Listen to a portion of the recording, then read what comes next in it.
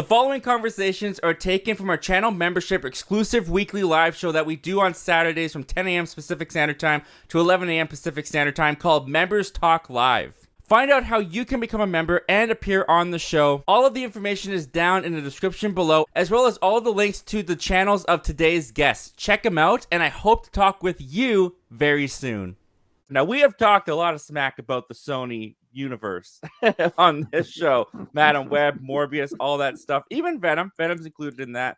Well, we got a new trailer, and we'll see how our attitudes have changed, maybe? I don't know. We haven't talked about it yet, so I'm very curious to hear what you guys think about it.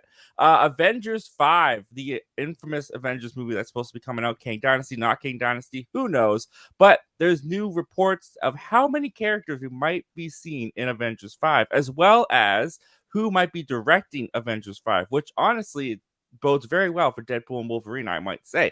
But with me to talk about that today is, of course, our members. And we've got Ryan Lane from Movie Reviews with Ryan Lane. We've got T from Have You Seen That with T? And Frank from @OptimisticForEv. It's been a little bit since we've seen you, Frank. How you been doing, man? Things have been busy, but things have been going good. Still watching movies and enjoying them for what they are. Yeah, what's been your favorite movie so far this year? So this year by far, and I'm going to sound like a complete, almost somewhat of ignorance, but not really, because I didn't thoroughly enjoy this. It's Dune 2, and that's months away. I already have it on 4K, so I'm proud of that. And honestly, after Dune 2, I've just been enjoying, as honorable mentions, films like Civil War and oh gosh, and then there's Furiosa, who deserves justice. Ooh. But yeah, that's all I can say. Well, don't cement those picks just yet, man, because we have another movie coming out this year, and we just got a new trailer for that movie, and that's Venom 3. Venom, the Last Dance, I want to say is what it's called. Venom 3, the Last Dance. Yeah. So this trailer came out, and first of all, let's talk a little bit about how we felt about the Sonyverse so far, because it did launch with Venom back in 2018. Does anyone like that movie? Show of hands. It doesn't look like any of us are putting our hands up. Okay, now we've got Venom 3 coming out, and going into this trailer, I'll ask you first, Ryan. Going into this trailer, what were your thoughts on Venom 3? How have you been feeling about the Sonyverse overall? Did you have any anticipation for this trailer? No, because I saw Venom Let There Be Carnage, and I thought it was, I don't know. It gives you what you expect, but nothing more. It's got, immature gags, a slight gay undertone between Brock and Venom, chaotic action scenes, but nothing that makes you go, whoa. I wasn't really interested in Venom 3, but seeing the trailer, I'm like, okay, all right, David Bowie, for the trailer music, all right, you have my interest. I've been on record on this podcast a million times. I hate Sony. I don't enjoy anything about the Sony universe. I was not like Venom. The first Venom was okay at best. This Let There Be Carnage was one of the worst movies I think I've ever. Like, I honestly put that underneath. Ooh. Like, I put that underneath Morbius. I put it under Madam Web. It was like they just pieced together scenes, and it was like, all right, let's just film scenes and then just kind of throw them wherever we felt like. It just felt so disjointed, and I was so hyped for Woody Harrelson as Cletus. There's gonna be carnage. He said it. But like, I just was excited for this because the first one was okay, and I just thought the villain in the first one really brought it down because he was so Riot mediocre. Was yeah. Then I'm like, all right, well, Carnage, this is going to be great, and then they just went left. It just completely went off the rails, and it just wasn't. I didn't enjoy it at all, and that's what Sony has been for me. I just don't see this. I don't see this being a good movie.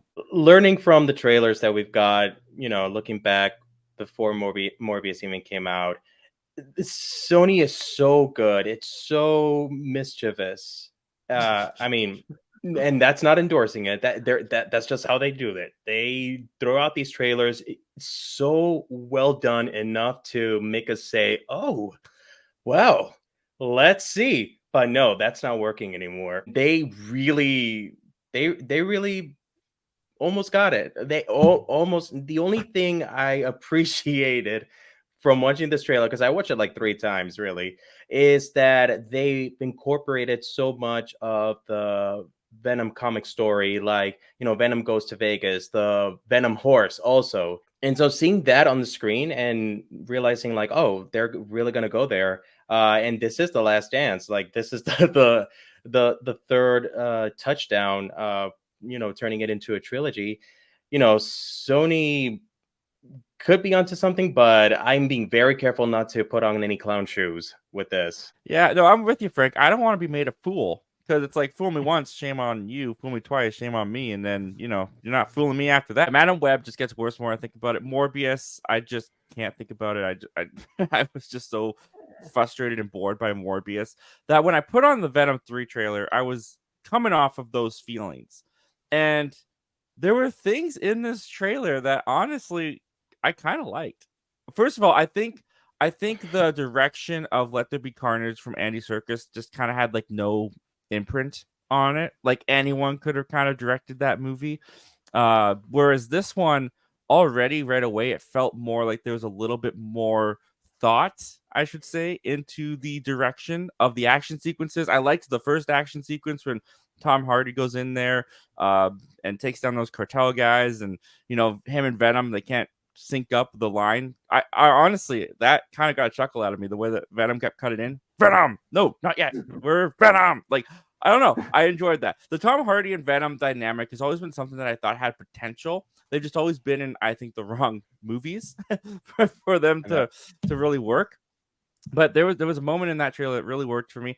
I liked the angle of them on the run. I'm a sucker for on the run stories when characters are wanted and being chased down. That's just instantly, I'm gonna have a little inkling of liking to your movie whenever you do that kind of plot in there. And I also found it interesting in the wrap up in a trilogy type way of the angle of his home world coming back, or coming and found them.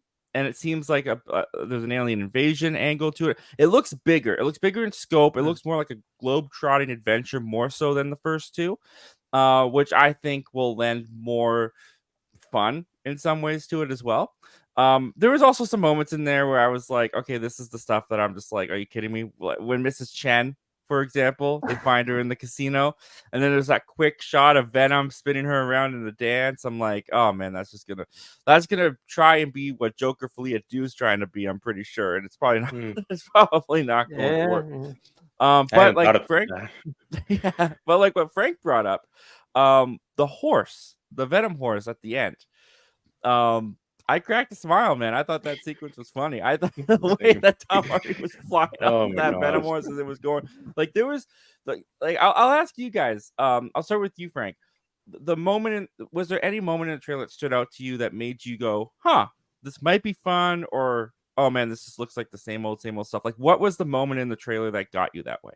I think I would put the scenes where they are on the run. And that's how the trailer basically just starts off with both Eddie and Venom just going up against this huge group of mercenary, or, you know, cartel, or whoever they are.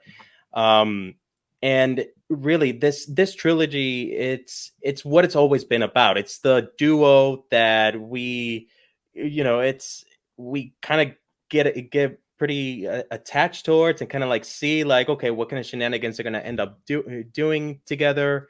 And so that relationship, it's like what's going to hopefully be the center, and I'm fine with that. I'm fine with seeing where that's gonna how that's gonna end up. Like, the trailer's not bad to me. Like, I think the trailer is pretty solid. Like, I actually enjoyed them. Like, I don't know why Mrs. Chen is like been one of the highlights of the movies to me, because she just shows up, he randomly goes in the store, you know, she gets taken over by the symbiote. And I even liked her inclusion in Across the Spider-Verse when she popped up. I was just thinking about that. that was fun. Yeah, so when I saw that, I was like, okay, they haven't forgot about her. You know, like you said, they're doing like this whole desert theme where he's going through the desert. I'm assuming he's getting to Vegas. and they're gonna have some type of climax in Vegas or something like that. But yeah, I just thought that was cool. Like the interaction between Eddie and Venom kind of wore its welcome to me in part one. Like in part two, like you saying the dancing scene, like in part two, didn't they have like the part where they went to a club and he was like, I can't We went to a remember what rave. happened. Yep. Yeah, oh man. Yeah, it was like that is kind of on the nose with the dancing scene to me. It's like they do this thing that's just so out there. And that's fine, you know, as long as the rest of the movie is great. You can have that one crazy scene. You know, I don't hate Spider-Man 3's dancing thing as much as everybody else does. I just thought it was just wacky, and I was in the theater just laughing like this is so goofy. And I'm okay with that. Like as long as the rest of the movie kind of, you know, doesn't take that entire overtone. But like I didn't think the trailer was bad. I think Chiwetel Ejiofor, hopefully they're not like doing some play on Mordo. I really pray that they don't do that. I'm the same with you, man. I do not care about the variant. I do not care about any of that stuff. Your tagline, emotional finale, like I have no emotions towards this franchise. It's just I'm very emotionless when it comes to the Venom franchise because they're just movies that I feel like they're just churning out because people want to see them, and it's gonna make money, you know.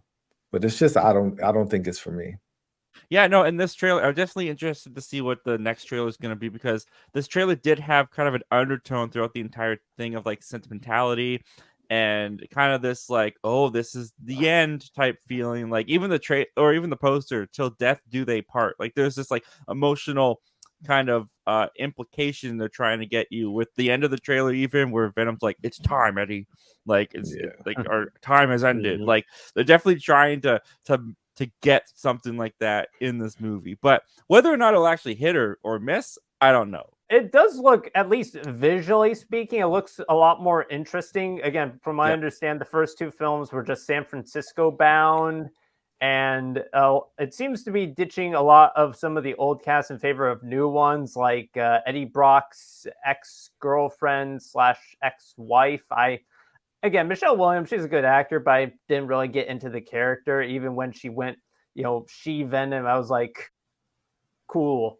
But this, at least, I am interested. I mean, it's I don't know. The action scene set out in the desert might make for some nice contrast, you know, with Venom all black against, you know, the bleached paleness of the desert. Venom on the plane saying Jesus Christ. I mean, again, when you have a symbiote alien referencing religion, you know things have gone south. So again, and you know, as T said, the horse. Again, it might just end up being a fleeting moment, but I'm interested to see if this film can at least conjure up some new visual style. One thing I will ask you guys, because I went and saw Bad Boys. I always want to say For Life. They made a terrible mistake with that title. Bad Boys Ride or Die is what I just saw. The fourth Bad Boys film. And I will say, you know, I had about maybe 12, 15 people in the theater. This trailer came on. The room was filled with laughs. There was a surprising amount of energy that went along with this trailer. And when you look at the Sony verse movies, the big hits have been Venom. I mean, Madam Web did close to nothing. Morbius didn't do very much, but you know, that first Venom movie out the gate, 800 million worldwide. The second one, even with like the COVID conditions going on, still managed to cross, I believe, that $500 million mark worldwide. Where do you guys see this one landing? Do you think that this one will be in line with the previous Venom movies? Do you think Madam Web and Morbius have hurt it more with the box office? Or do you think audiences don't really associate this Venom with Morbius, with Madam Web? Because there's really no connectivity between the Sonyverse, besides the fact that we know, because they've said that it's all kind of supposed to connect and be together. There's been no Venom in the Morbius trailer. He mentioned Venom, but that was nowhere in the movie. There was nothing about Venom or Morbius and Madam Web. These movies are very disassociated. Do you think the audience will disassociate this with those other movies, and do you think it could be a hit? You know, I really highly doubt whether if it is going to do well as it did with, you know, its predecessor and part one. I was what I was gonna mention a while ago is the tiki bar scene, and they really I just love how Sony edited that in the trailer, because those who are a huge fan and enjoyed and love Beyond No Way Home would recognize the post-credit scene right there. And there's this huge question of, like, are they gonna traverse through in the 616 universe and actually find this? Because in this case, we don't know how Sony even understands, like, the concept of multiverse in this case. Like that, this is just me putting out there. So with that said, there's I highly doubt with people remembering Madam Web, remembering Morbius, knowing how they did, but at the same time, because there are Venom fans, and so they will give this a chance. There's a possibility that it could meet that threshold in the box office. But with how movies are doing nowadays, not counting the upcoming Deadpool and Wolverine, yeah, we'll see. I think it can, and like Frank said, I think it actually really hinges on Deadpool and Wolverine. Like when movies like No Way Home, and they're not interconnected, but common fans don't know that, right? Like the general audience are like superhero, like people say superhero fatigue, but we're not getting too many superhero movies this year. So once Wolverine and Deadpool comes out there, and if that thing makes $1 billion, everybody's going to be clamoring for a little bit more superhero stuff. And then you have October, which is probably going to be a pretty weak month overall in the box office, which it usually is October, November timeframe. Yeah. Really up until around Thanksgiving, even Halloween. You would think Halloween season you would get some really good movies, but generally you don't. So I think off the heels of Deadpool and Wolverine, people are going to go see this. There are people who love the Venom movies. I don't think anybody associates Venom with the Sonyverse, like, because Morbius and Madam Web are such obscure characters. Like, but Venom is so beloved. Like, Venom is one of Spider-Man's most iconic villains, and he's become an iconic anti-hero, at least in the comic book world. But like Morbius and Madam Web, like I would like, there's nobody, I repeat, nobody on this planet who is clamoring for a Madam Web movie. Morbius, maybe because of Blade, but like Madam Web, no. Like nobody, like, and Dakota Johnson isn't Madam Web. Like the comic Madam Web is like this old feeble lady or something like that. Yeah. Like, so exactly. It just made absolutely no sense. But with Venom, especially with a good trailer, like it'll get people in. And like I said, if it makes 500, I don't know what the budget of this is, but if it makes over 500 million, to me that's a win because of the way the box office is going this year. And if it makes 800 million, that's a victory. That's like, they might make another one. That's what I'm popping scared champagne bottles. If it makes 800 million, they're over there going crazy with champagne bottles. I kind of don't want it to, because I don't want them to make another one. I would like, if they make too much money, they're gonna make another one. They're like, oh, the fans love this, and most people might go in because it's the last time you're gonna see it. Or you hope it's like, I hope it's the last movie they make, because I'm just over it.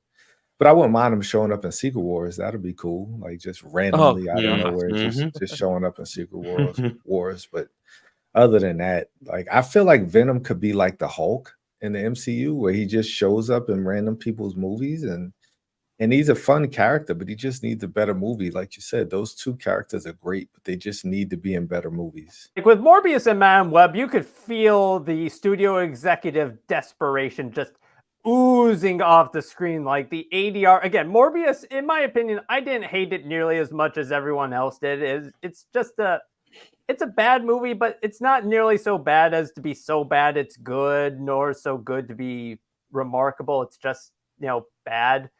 Yeah. Meanwhile, Madam Web was just complete disaster of a movie. the Venom movies, they had, at the very, I'll give them this, they at the very least seem to have nailed down something that works. They seem to have some level of creative vision. They're not going in and just ADRing the heck out of it. And unlike the Madam Web trailer, the Venom 3 trailer isn't edited to hell and back. Like, the editor was paid per cut, That's true. Again, for all my hope about it being good, it'll probably be about on par with all the other Venom movies.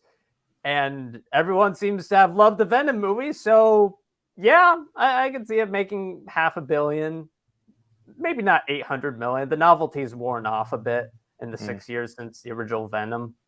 Yeah, I think so too. I think I'm kind of with T. I think I could see this hitting the $400-500 million mark. I think the most I could see it doing at its peak is maybe 600 million, but I don't really see it going beyond that. But I do think it's going to be a hit. I do think that, and I also think it's going to be really good for Sony because I think Sony needs a hit, especially with this universe. I mean, it's not that Sony's doing bad overall. They just have, like I said, they got Bad Boys in theaters right now. That's looking to be the biggest movie of the summer so far.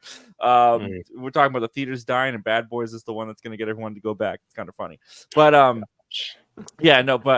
do think this will be a hit. I do think it's going to do well for them. I don't know if it's going to necessarily turn the Sony universe around, but something that Frank brought up that I do want to talk about before we move on from this trailer is that shot where it does look like Chiwetel Ejiofor's character is capturing the Venom symbiote piece that was left in No Way Home, which I'll just say really quickly how I feel about that. Thank goodness if that's true, honestly, because like the No Way Home post-credit scene where Venom leaves behind a symbiote, I was always kind of like, okay, good, he's in, he's out. They don't really connect to the MCU. I have this like strong just vendetta to never have to put the Sony Universe movies with my MCU collection. Like I'm already like kind of put in the Sam Raimi movies with my MCU and Amazing Spider-Man movies because it's like, well, how do you watch No Way Home without putting these into the continuity? So those have already slipped in. But when it comes to these Sonyverse movies, I'm like, I don't want to put Venom in there. I don't want to put Madam Web in there. Like I cannot compromise my MCU collection by having those movies attached to it. So having Venom come in and then quickly pulled out, I was like, oh, thank goodness. But he left behind the symbiote, and there was always a piece of me that was like, first of all, how is our Peter Parker going to get that symbiote in New Mexico? That didn't really make sense to me if they were going that route with getting the black suit Spider-Man done that way. I was always like, I just don't see how that works. It feels like a stretch to me. The way I kind of figure is that, okay, that's still a piece of Venom with the same conscience that it had when its host basically so it would just go left. Find him. Correct. Yeah. And Okay. that's what one of the last lines that Brock said. Like, he was like, oh, I think I should go find this Spider-Man dude and talk to him or whatever. However, that was delivered. Forget even Venom isn't everyone supposed to forget that Peter Parker is Spider-Man? So how would he find him? So it's interesting. Yeah, it's interesting because Venom is a particular being that even he said it that travels across infinite amounts of multiverse, and maybe that brings some sort of trait that we are not aware about. Maybe it has a specific conscience where it's not affected by the spell of Doctor Strange. So yeah, it's interesting. But I do think, like, if you get the Black Suit Spider-Man done in that way, you're inadvertently connecting this to the Venom movies. You're connecting the MCU movies to the Venom movies. And so by having him come in and taking it out, honestly, I feel like, because this movie does say in association with Marvel, I feel like that's probably a Kevin Feige thing where he's like, no, like, that's not how we're going to do it. Like, Sony always tries throughout this entire endeavor. They try to connect their movies to the MCU. And every time they attempt, Marvel's always like, nope.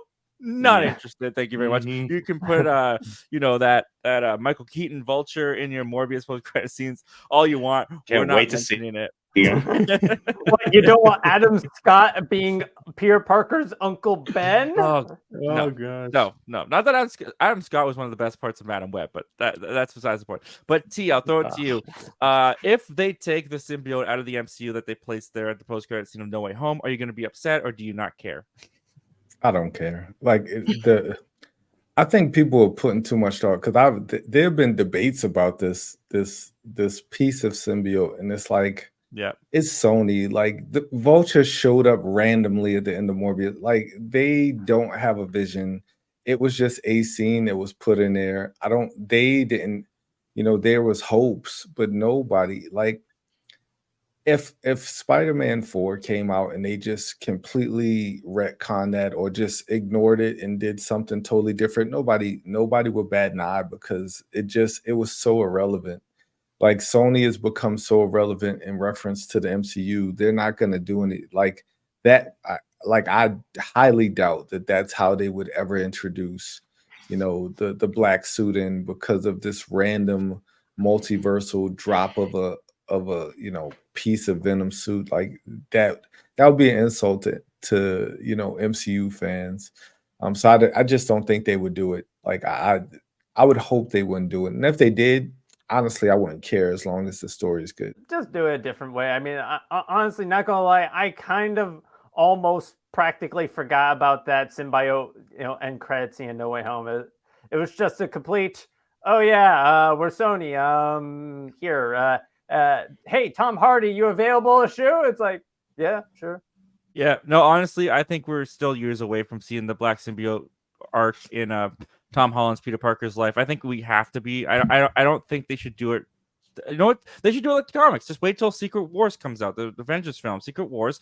Have him find it there, and then do an arc after those movies. I think that'll give it enough time to pass, and Tom Holland's Peter Parker will be more in a place to do the symbiote arc. Yeah, and that's what I was thinking. Like he does. So at the end of No Way Home, he's alone, right? So if he does the symbiote arc, there's nobody to really tell a contrast between Peter Parker and Dark Peter Parker. He doesn't have someone. It has to be someone who can distinguish. All right, man, you're going down a dark path. Yeah, you need to establish Peter Parker where he is now because he's on his own. He's probably he's probably in his college years. Like the symbiote arc, honestly, it could be a trilogy in and of itself of what happens with Tom Holland's Peter and all that kind of stuff. So yeah, I'm totally fine with Kevin Feige or whoever it was being like, actually, we're not interested in doing that right now or this way. So take that back out of there, put it back in your Venom Sony verse. We're fine without it. We'll find it in Secret Wars or something. But I think even Sony will have to approve that. So we'll have to see what ends up happening. I would love it if they could follow the comic line and just do it with Secret Wars. But yeah, we'll see what Sony has in mind. But as far as the trailer goes, guys, what did we think of the trailer? Do we buy or sell it? I'm surprisingly going to buy it. I mean, I'll buy it. It doesn't look terrible. Now. Yeah, now. Yeah, we'll see what trailer brings. But yeah, I went in not expecting much, and I like what I saw. Well, speaking of movies that we think are going to be hits, or at least we have expected to be hits, is the Avengers films. And the Avengers, after Endgame, coming into making Avengers 5, it's been a little bit of a turbulence of a road. It hasn't gone as smoothly as I think many of us fans wanted. It hasn't gone as smoothly as I think Marvel wanted. Of course, they were trying to get Kang going. There were some things that didn't work within the movies. There were some things that happened outside of the movies that resulted in Kang kind of being moved away from in the Marvel universe. Avengers Kang Dynasty is supposed to be the next one. Apparently, they've gone through a rewrite. They're just calling it Avengers 5 now. Who knows what this thing is going to be about? There's very little known about Avengers 5. And Marvel's in a different place than they were at the end of Endgame. That the Avengers hype, I do feel, isn't as big as Avengers hype usually is. No one even is really sure who the Avengers are right now, what's going on with the Avengers. But we did get a little bit of insight into what we might expect from Avengers 5, because this comes to us from superherohype.com, and they say the following here. They say the upcoming Avengers 5 could feature upwards of 60 Marvel Cinematic Universe characters making their return for the big ensemble film. According to a recent report from Deadline on Shawn Levy's possible involvement in the film, we'll talk about that in just a little bit, it was noted that sources close to the project revealed that more than 60 MCU characters could reprise their roles for the film. So, I mean, look, Endgame, I think Endgame and Infinity War had about maybe 30, maybe in the 30s characters in those movies. And they're talking about doubling that, potentially doubling that. And at the end of Endgame, if I heard this, I'd be like, wow, that's ambitious, but I think Marvel can do it. With the Marvel that we're in now, I'm not going to lie, I'm a little bit hesitant about this news because 60 characters, that's a lot to juggle. That's a lot to battle. There's going to be characters standing in the background not saying a word for a very long time. If they have this many characters in this movie, I think they might be expecting the hype for Avengers to be where it was in Endgame. And I don't think that it will be. I don't think that it is. I don't think that the characters they have right now are as beloved as Iron Man, as Captain America, as all these other characters where we've lost characters along the way, like Iron Man, Captain America. The Guardians have disbanded. There's a lot of Guardians actors that say they're not coming back to the MCU at all. We'll see how true that is once the money starts talking. But how does this hit you initially, T? How do you feel about the Avengers 5, including 60 characters? Do you think it's too much? Do you think that Marvel's still at a place where they can figure this out and they've got this? And do you think that the multiverse aspect of everything is going to play into what's going to be a part of these 60 character casts? When I initially saw that, when I was looking over the synopsis of how we were gonna do this live stream, that seemed a lot. But the more you spoke, the more I thought of like Darcy from Thor, right? These random characters, the characters who are not superheroes. Right. We're just talking about random side characters. What's his name? Randall Park. Like his character, like just random characters who kind of interconnecting. They're gonna be the ones giving exposition, right? Randomly. So it might. I don't think we're gonna have the Avengers Assemble scene where it's gonna be 60 characters fighting in one scene, or in like Infinity War where they're in Wakanda and you have this massive battle. I don't think that. I think what they mean is they're just going to try to incorporate so many characters that we've seen before. And now we've had these different shows. We've had Moon Knight. We've had, Miss Marvel. Her family will be, part of the 60, things like that. People right there. Yeah, exactly. Like, so there are a lot of characters in the MCU lexicon, the Eternals, right? You have that huge team. Yeah. There's like 12. Yeah. So wait, there's is it now 11? Oh, yeah. I'm sorry. Well, yeah. But still, there's still so many characters that they have to pull from now, and not all of them are superheroes. So when you say 60 characters, it sounds massive, but then if you think about the MCU, they've had 30 something movies. So like they've had different characters. In all honesty, I wish they would have ended with Endgame. I don't think they've done a proper reset. The way they did, the Marvels, like they never. I think that Florence Pugh is such a great actress. I think she should have had her own movie almost directly after Black Widow.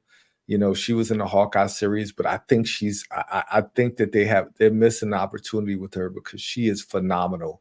I don't think I've ever seen Florence Pugh in something where I just didn't believe that she was like amazing on screen. She is an actress. I feel like they could wrap a lot of this stuff around.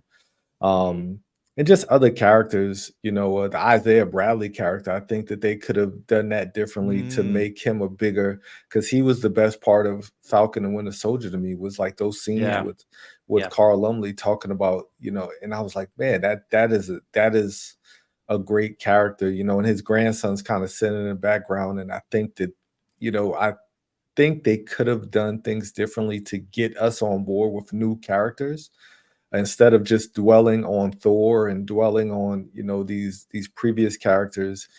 And I understand that the issues they're having with why they can't do that, because people, this woke movement, like people want Captain America. We want Steve Rogers. That's my Steve Rogers, but they have such great other characters that they can build on.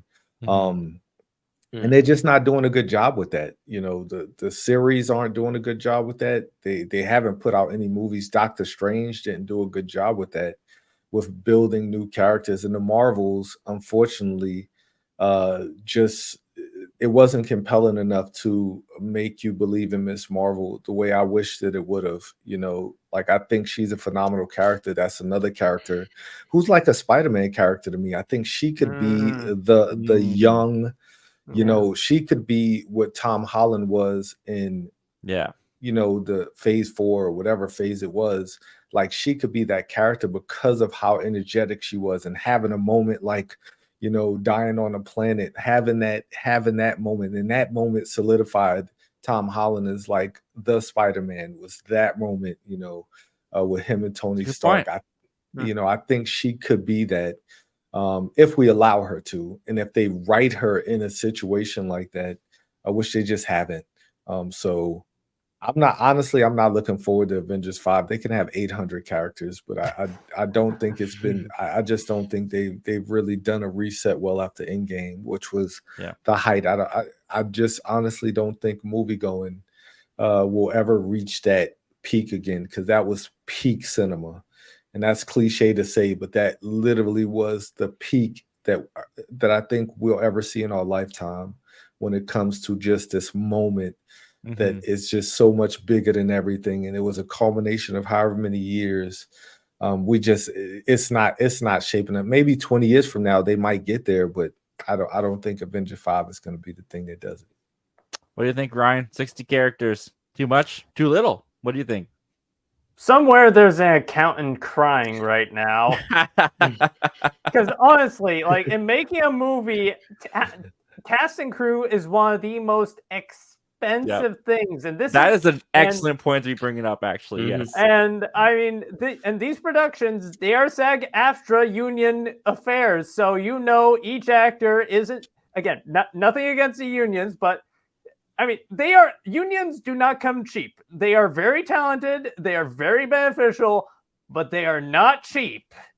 And I don't know, I'm just worried that things could go the ways of like Indiana Jones and the Dial of Destiny, because $300 million in no universe should it cost that much money to make an Indiana Jones movie. It's like, sure, yeah, you want it to be nearly 3 hours? Fine, cool. You want to do, that AI de-aging thing? Maybe not quite as cool, but okay, fine. But $300 million. I feel like they're heading for that, because here's the thing. It's not that there isn't an appetite for going to movies. Like, again, the Dial of Destiny movie, it made a lot of money, but it just didn't profit, because again, I think it made like, 300 million almost. I don't know.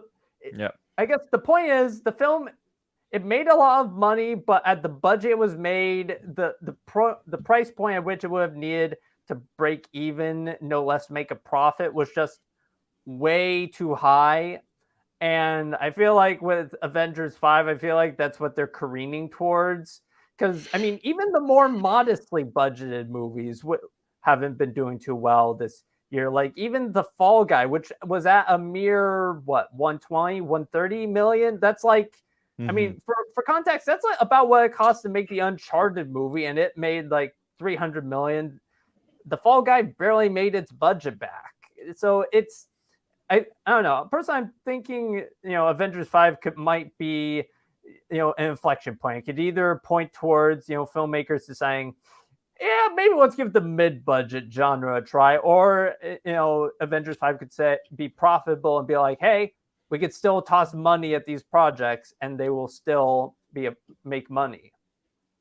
Yeah, no, honestly, that's a really excellent point that you just brought up that I'll pass on over to you, Frank.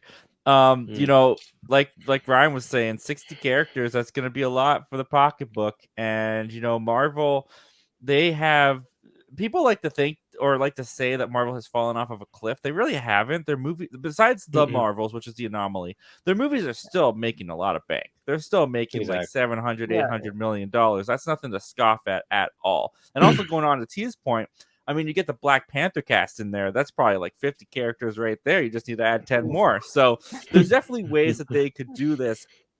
But is Marvel at a point right now where they can support this amount of budget that will go into making this movie? Because honestly, for the next Avengers film, what I was expecting, what I kind of wanted was establish a new group, build it back up, and then do the big crescendo when you build the universe, when you build up to another big storyline like Infinity War and Endgame. They didn't come out with those right off the bat. They had to build up to those, and that's what made them events. You can't just do that again with these new characters that honestly haven't really been working for a lot of the audience. They haven't been built up enough, and they haven't been given, each one of them hasn't been given enough time to really invest in them. So what do you think, Frank? Is 60 characters too much at this point? Do you think they can make it work?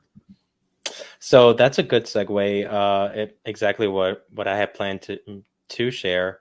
But starting off with the whole 60 characters, at first I was like, okay, this cannot be the final count for the cast. Like, no. And Avengers 5 is still over a year away, and they have not started. They haven't even started pre-production yet. Like organizing the budget and how much it'll cost, based on what they have written by the writers. So, and that's another thing, we don't know who the writers are yet. So well, I think Michael Waldron who is still working on it. I think Michael Waldron is working on the script. There we go. But yeah, to me, I feel like this is just like, okay, what is estimated, it's not like the final final count, because have all these casts agreed to even be in Avengers 5? I mean, they may have other things scheduled for other films and with another studio. So, to me, I think back like to Infinity War and to Endgame, it was a well-packed a list of casts, 30 to 40. And looking back since the beginning of Phase 4, because these are the characters that the majority will be expecting. Some are not going to be coming back, like some of the Guardians that had said that Guardians 3 was the last, their last hurrah, and it's really overwhelming to imagine. There was something else too. I was meaning to share. It was like what you just said, Zach. Just about the last thing. Oh, yeah, no, not the budget. Just enough time for these characters to kind of like be fleshed out. We got to remember, like, we have a whole year, this upcoming year, with 4 movies, and 2 of them have characters that we're already familiar with. Well, for those who have seen like the shows and previous movies, and then there's the rebooted Fantastic Four, and then there's Blade. I mean, Blade is still to be determined. Yeah, we'll see. This Avengers 5 might come out before Blade. Correct. Right. Yeah. So even that, like, that's why I'm saying, like, 60 may not be the final count for the cast, because what if Blade gets pushed way back, and it may come after Avengers 5? And what, is he going to debut in Avengers 5? Well, we don't know that. And we really can't count Eternals, the post-credit, for Blade's voice just sounding in the background, because we didn't see him. Right. So I forgot about that. That's right. Yeah. I know. But yeah, that's what I'll say. I think for 60 characters, I could picture it where you have the main group, and these groups are divided, where you have the street level characters, and then you have the cosmic characters, and then you have the supernatural characters with Doctor Strange and Moon Knight and all that. So it's almost similar to like what we've seen in Infinity War, like where you have those who are fighting in Wakanda and those who are up on Titan.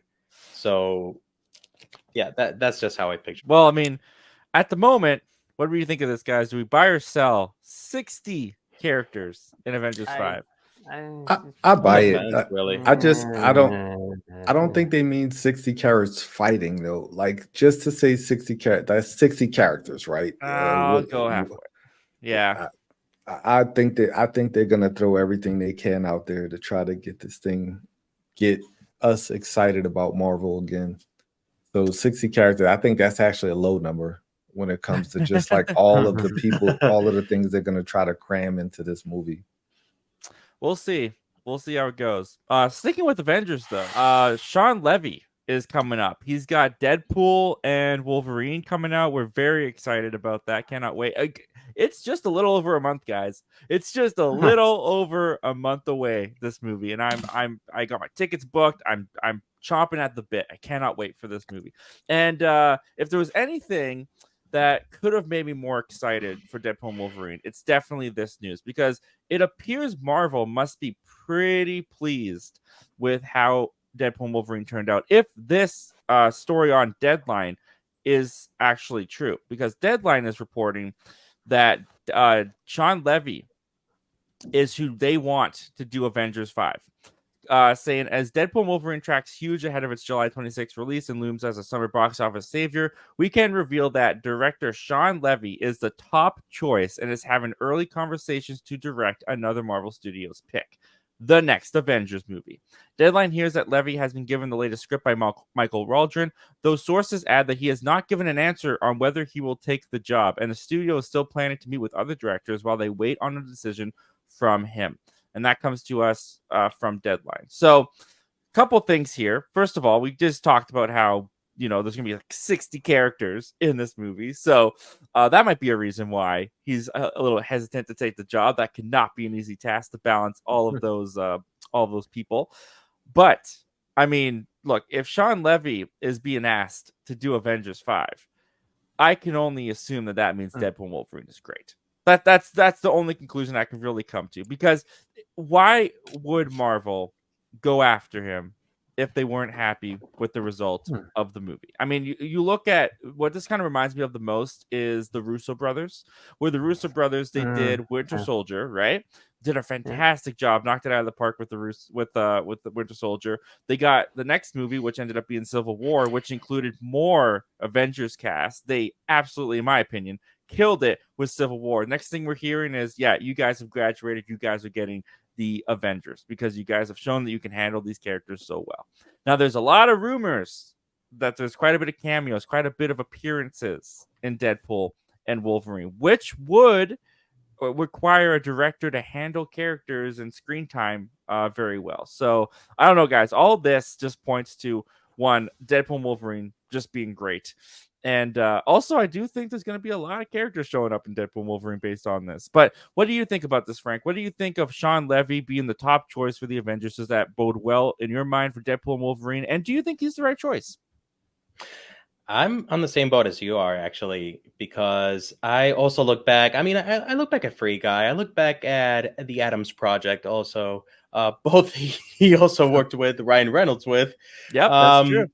And he can absolutely handle the visuals phenomenally. And I truly do have high hopes for Deadpool and Wolverine, especially with the cameos that most, at least to some extent, we'll be expecting to see. And if not, all the more great, because it's these guys who have really have written something, and Disney and Marvel Studios looking at it, and it's like a saving grace for them. Mm-hmm. So one of the other things that this reminds me is the choice where even the Russo brothers were asked about coming back to direct another Avengers film, the Secret Wars specifically. And it kind of goes back into the whole 60 characters. Even they said, like, oh, this is that it's a lot of characters, a lot of cast to handle. But with Shawn Levy as a top pick, I'm not going to say that I worried. I say, like, this dude is going to need a huge, well-received team, by his side to handle, right, what Avengers 5 is going to look like. Absolutely. T, what about you, man? Shawn Levy, Avengers, do you think it works? And what do you think this says about Deadpool and Wolverine? So I for some reason thought Shawn Levy did Shazam, and I was thinking of Zachary Levy, of course. I don't know why. It's like in my mind, I was just like, man, this guy did Shazam. Why are we so high on him? But no, give him the next Avengers movie. Yeah, like in my honest opinion, I just think they should, like the Russo brothers, to me, should just nail all Avengers movies. That's my personal opinion. I think that they did such a great job with the Avengers films that they directed, and actually all of the Marvel films that they directed. Deadpool and Wolverine is going to be a totally different tonal movie from what I'm expecting from the Avengers. I just think of the Tiki with however you say his name. Oh, Taika Waititi. Taika Waititi. Yeah. Taika Waititi. I just remember how everybody thought Ragnarok was the greatest Thor story ever told. And then you gave him some more leeway to be himself. And then he made Thor: Love and Thunder, which I didn't hate, honestly. I think I'm like one of the 5 people who did. I enjoyed it. It was But good. People hate it though. Like there are people who just hate that movie, and like he just did the exact same thing in a different movie. I don't think he did anything differently between those two movies, me personally. So if people go and love Deadpool and Wolverine and they get this wacky, zany Ryan Reynolds type film, and then you go into Avengers 5, I just think they're two totally different things. Like the same studio, but just two totally different properties that really aren't the same. Like, and if he does what he does in Deadpool and Wolverine in Avengers 5, I don't think it works, because like I don't want a slapstick Avengers movie. I don't want a buddy cop Avengers movie. I want a little bit of everything, right? You got a little bit of everything with Endgame and Infinity War. So I mean, I'm cautiously optimistic on both of these things, because we just haven't seen Deadpool and Wolverine. Just because Marvel thinks it's a good idea, that's great. They thought Moon Knight was a good idea. They thought the Marvels was a good idea. Like, I don't know. No, honestly, good points. That is a good point, because Shawn Levy has done other movies in the past that I think that show that he could do Avengers. But you're right, Deadpool and Wolverine will be a completely different, tonally set movie than we want Avengers to be. And I think that Shawn Levy can still do it. I think Shawn Levy knows that he would have to switch it up. I'm sure that playing with Ryan Reynolds and Hugh Jackman will be different than playing with the Avengers group, and I'm sure the pressure would be tremendous. I'm sure that's one of the reasons why he hasn't signed on officially yet. And there's a part of me that suspects he won't sign on. To be honest, I'm not expecting to hear that Shawn Levy is going to be our director. We'll see what happens with that. But Ryan, you hear this? Do you think he's the right choice? Do you think this bodes well for Deadpool and Wolverine? How are you feeling about all this? Well, let me just first start by saying, after I say this statement, I gotta go. Yep, anyway, for sure. Anyway, with that said, it's kind of seeing Shawn Levy being looked into to direct. It's kind of interesting because before this, I sort of went through a marathon, just viewing of all the directors Marvel has hired, and it's interesting seeing the conflict between Marvel wanting to hire industry veterans, because in the very beginning they had very well-established directors like Jon Favreau, Kenneth Branagh, like Joe Johnston, like really big names, a lot of experience to them, and certainly a bit of name recognition, maybe more so for Branagh and Joe Johnston. And then as they go down the line, they start to pick more anonymous workman-like directors. Like, raise your hand if you know who Louis Leterrier is. Was that Incredible Hulk? Yeah. I think. You had to think for a moment there, didn't you? I did, yeah. And then they get into the phase around, I'd say 2014, where they start hey, let's maybe get some more relatively fresh face but rather quirky directors like James Gunn, Taika Waititi. Mm-hmm.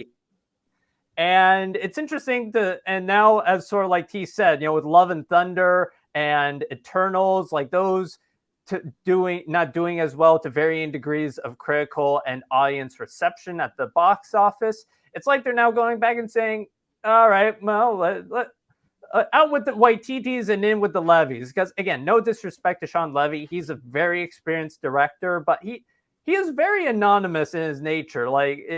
His name isn't one of the part of the marketing material for the 3 Night at the Museum movies. Oh yeah, I forgot he did those ones. Exactly. So I am interested. I am very interesting. Although one final point I may say, if Shawn Levy is indicative of this, networking is everything, because no one knew who Shawn Levy was before he started pairing up with Ryan Reynolds. Because Free Guy, like before Free Guy, he was sort of just a well-known director, good at doing work, could put out an okay enough film, maybe even good, but Free Guy put his name on the map and helped him get into marketing material. So yeah, I guess that's all I have to say about Shawn Levy.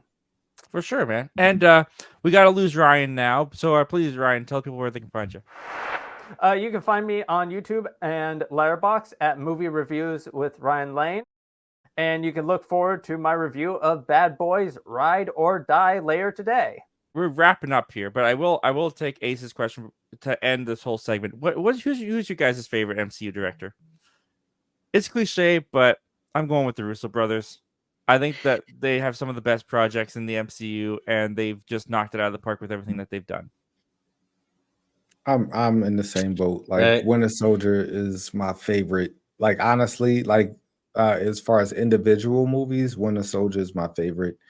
And Infinity War and Endgame speak for themselves. Like those are two just to me masterpieces. Those are like, you know, as far as like the fact that they're in my top 5, top 3 of movies, period, not just superhero movies, because they're just were spectacles. Like you remember how you felt when Thanos sat down at the end of Infinity War, and you remember how you felt, you know, when I am Iron Man. Yeah, it was just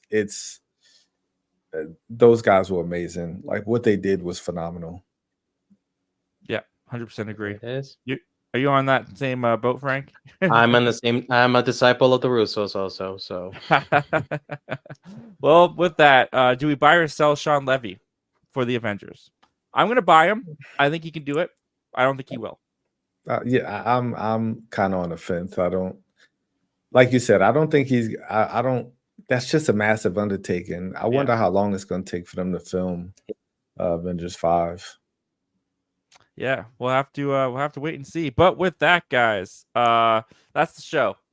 Thank you guys so much for being here. Thank you so much for joining us, and thank you guys for being members. And please tell the people where they can find you on your individual channels. Well, you can find me at Have You Seen That with T on YouTube. I'm also at Have You Seen That on Letterboxd. Next weekend, after this live stream, I'll be doing my mid-year review live stream.